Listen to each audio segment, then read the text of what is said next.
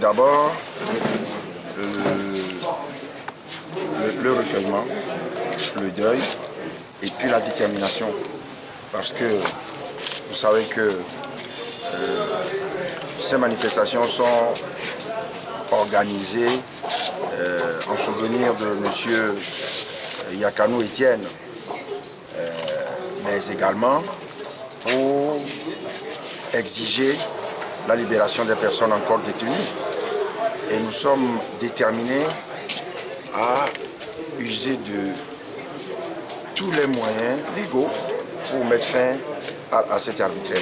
Parce que tout le monde est conscient aujourd'hui que la détention de nos collègues à la gendarmerie ne repose sur rien. Et donc, l'État doit prendre ses responsabilités pour que ces personnes retrouvent la liberté. Et dans les plus brefs délais.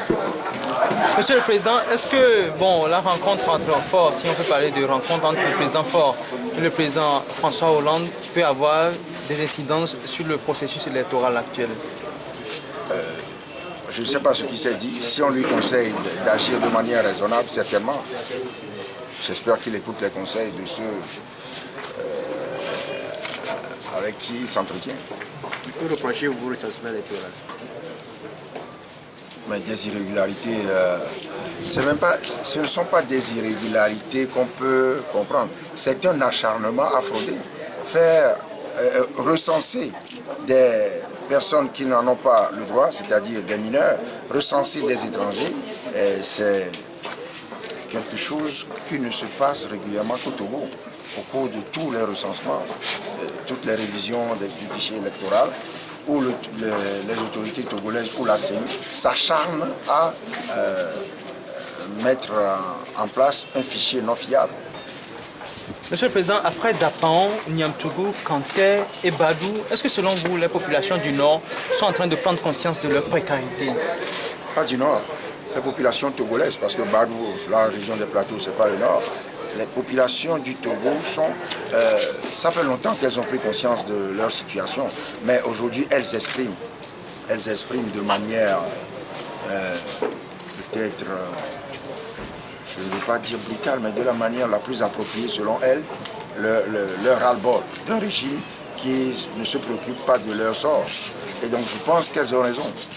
Ça fait longtemps que ces populations-là sont méprisées, pas considérées, et aujourd'hui elles le font savoir. Et je crois haut et fort. Quelles peuvent être les conséquences de cette situation? Je ne suis pas sûr que ça s'arrête, parce que c'est tout le Togo qui est dans cet état-là. C'est tous les Togolais, toutes les populations de toutes les préfectures qui se sentent méprisées, marginalisées. Donc moi je pense que nous ne sommes qu'au début de l'expression nationale d'un ras-le-bol général. Monsieur le Président, en tant que personne visant gérer le pays un jour, quelle lecture faites-vous de la situation qui prévaut actuellement sur nos universités, dans nos universités?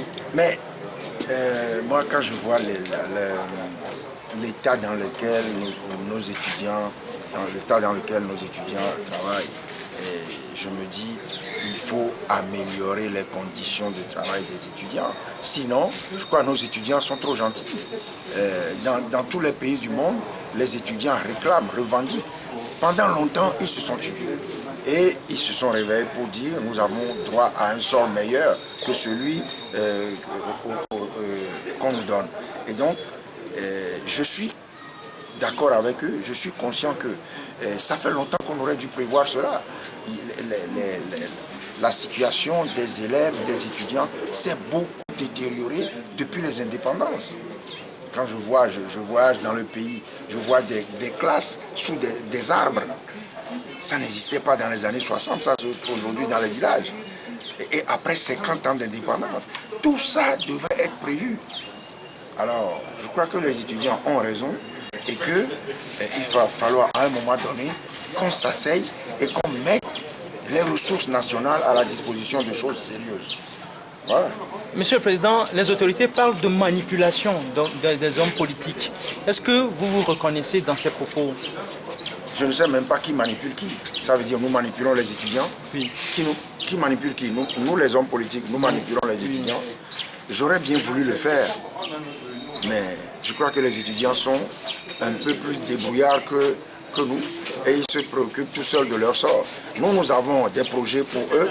Quand nous accéderons au pouvoir, nous ferons tout pour améliorer leur sort, améliorer leurs conditions de travail, leurs conditions de vie.